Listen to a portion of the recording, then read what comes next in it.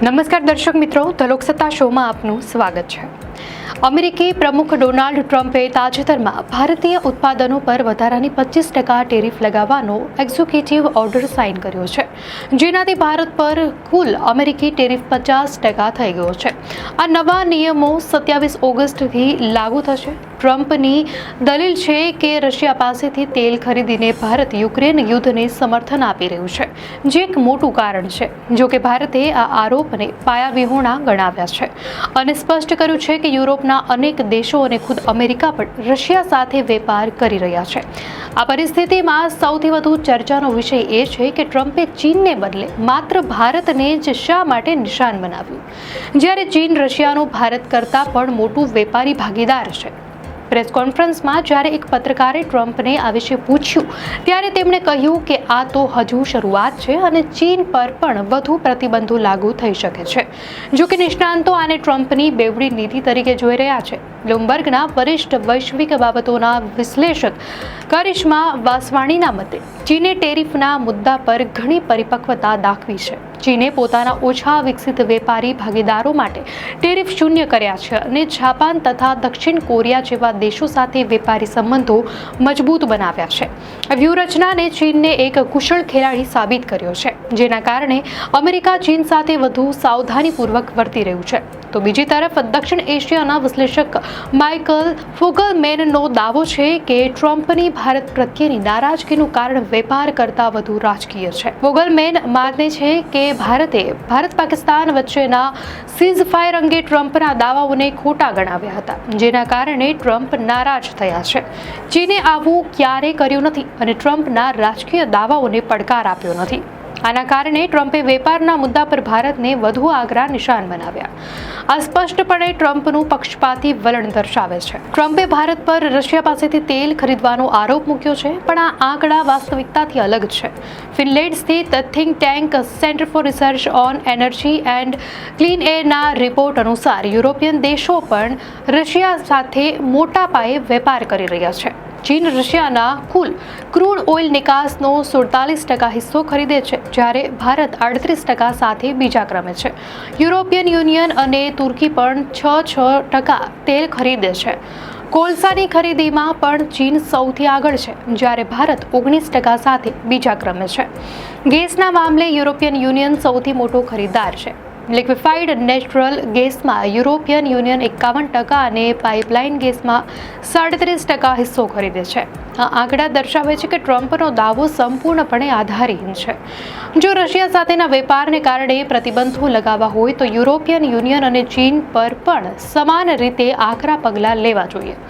ભૂતકાળમાં ટ્રમ્પ અને મોદી વચ્ચેની મિત્રતા ઘણી ચર્ચામાં રહી હતી। હાવડી મોદી જેવા કાર્યક્રમોમાં બંને નેતાઓ એકબીજાની પ્રશંસા કરતા હતા। જો કે રાજનીતિના નિષ્ણાંતોએ તે સમયે જ ચેતવણી આપી હતી કે વ્યક્તિગત સંબંધોને દેશોના વ્યાપારી અને રાજકીય સંબંધો પર હાવી થવા ન દેવા જોઈએ। ટ્રમ્પની રાજનીતિમાં અંગત લાગણીઓનું કોઈ સ્થાન નથી।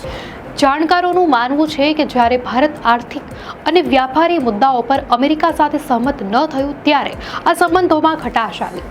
આનું એક મોટું કારણ વેપાર કરારમાં ભારતનું કૃષિ અને ડેરી ક્ષેત્ર છે।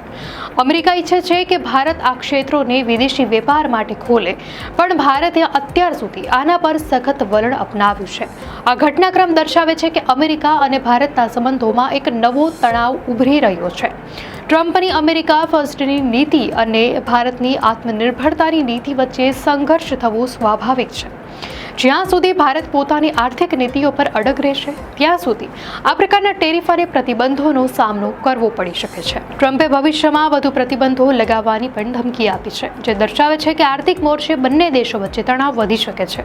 આગામી સમયમાં જો ચીન પર પણ ટેરિફ લગાવવામાં આવે તો તે વૈશ્વિક વેપાર માટે એક મોટી ચિંતા બની શકે છે। આ પરિસ્થિતિમાં ભારતે કૂટનીતિ અને આર્થિક નીતિઓમાં વધુ સાવધાની રાખવી પડશે। આ ઘટનાક્રમ વૈશ્વિક રાજકારણ અને વેપાર સંબંધોમાં નવા પડકાર ઉભા કરી રહ્યો છે। અમેરિકા દ્વારા ભારતીય ઉત્પાદનો પર લગાવવામાં આવેલા 50% ટેરિફની ભારત પર અસરો વિશે વાત કરીએ તો ગંભીર અસરો થઈ શકે છે। નિષ્ણાંતોના મતે આ ટેરિફ ભારતના ઘણા નિકાસ ક્ષેત્રોને નુકસાન પહોંચાડી શકે છે। આ વધેલા ટેરિફથી ભારતના મુખ્ય નિકાસ ક્ષેત્રો જેવા કે ટેક્સટાઇલ, જેમ્સ અને જ્વેલરી, ચામડાની વસ્તુઓ અને ફૂટવેર, મત્સ્ય ઉત્પાદનો અને રસાયણોને ગંભીર રીતે અસર થઈ શકે છે. આ ઉદ્યોગોમાં હજારો નાના અને મધ્ય ઉદ્યોગો પણ શામેલ છે, જેમને આ ખર્ચનો બોજ ઉઠાવવો મુશ્કેલ બનશે. ફેડરેશન ઓફ ઇન્ડિયન એક્સપોર્ટ ઓર્ગેનાઇઝેશન્સના ડાયરેક્ટર જનરલ અજય સહાયે જણાવ્યું કે આ નિર્ણય અત્યંત ચોંકાવનારો છે અને તેનાથી અમેરિકામાં ભારતીય નિકાસનો લગભગ 55% હિસ્સો પ્રભાવિત થશે. 50% ટેરિફ ભારતીય નિકાસકારોને અન્ય દેશોના સ્પર્ધકોની તુલનામાં 30-35% પાછળ ધકેલી દેશે.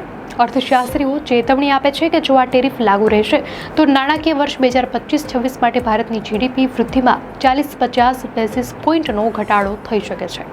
આ ટેરિફ ફાર્માસ્યુટિકલ વસ્તુઓ, ક્રૂડ ઓઇલ, ઇલેક્ટ્રોનિક ઉપકરણો અને મહત્વપૂર્ણ ખનિજો પર પણ લાગુ નહીં થાય. આ દર્શાવે છે કે અમેરિકા એવા ક્ષેત્રો પર ટેરિફ લાદતા અચકાય છે જેના માટે તે ભારત પર નિર્ભર છે. નિષ્ણાંતો માને છે કે ટ્રમ્પનો આ નિર્ણય માત્ર વેપારના મુદ્દા પર જ નહીં પરંતુ રાજકીય દબાણની યુક્તિ પણ છે. કેટલાક નિષ્ણાંતો આ નિર્ણયને ભારતને અમેરિકા સાથેના વેપાર સોદા માટે વાટાઘાટોની ટેબલ પર લાવવાની એક યુક્તિ માને છે. અમેરિકા ભારતીય બજારમાં ઔદ્યોગિક માલસામાન, ઇલેક્ટ્રિક વાહનો, વાઇન, કૃષિ અને ડેરી ઉત્પાદનો પર ઓછી જકાત માંગે છે. ટ્રમ્પે પોતાના એક્ઝિક્યુટિવ ઓર્ડરમાં દલીલ કરી છે કે રશિયાની ક્રિયાઓ અમેરિકાની રાષ્ટ્રીય સુરક્ષા માટે ખતરો છે. ભારત દ્વારા રશિયન તેલની ખરીદી આ ખતરાને વધુ વેગ આપે છે, જેના કારણે આ ટેરિફ લગાવવા જરૂરી છે. જોકે ભારતે અમેરિકાના આ નિર્ણયને અયોગ્ય, ગેરવાજબી અને અન્યાયી ગણાવીને સખત વિરોધ દર્શાવ્યો છે. ભારતે સ્પષ્ટ કર્યું છે કે તે તેના રાષ્ટ્રીય હિતોનું રક્ષણ કરવા માટે તમામ જરૂરી પગલાં લેશે.